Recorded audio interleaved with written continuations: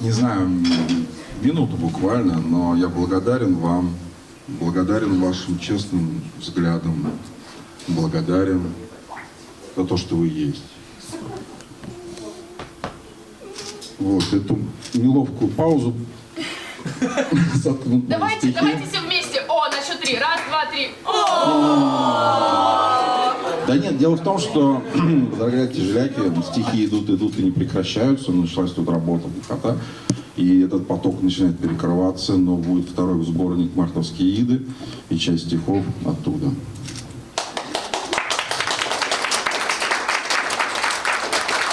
Человек уходит в снегопад.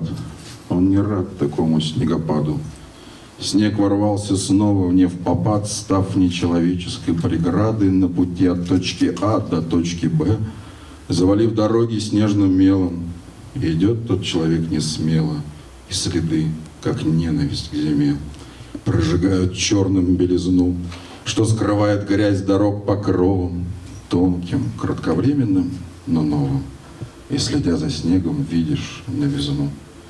И не виноват тот белый снег, затрудняя все твои движения. Этот снег, он словно человек, что неволен выбирать свой миг рождения.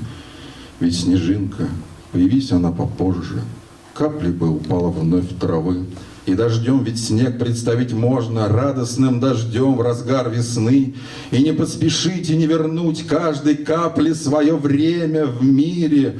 Пусть твой путь усыпан снегом, пусть, осознай, что мир переменили.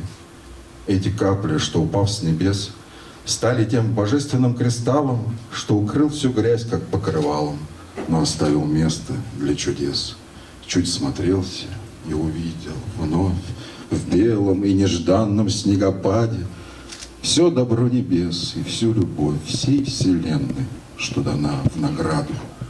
Человек уходит в снегопад, миг, и он как снег, такой же белый. Вслед за ним плетется белый сад, оставляя черные пробелы.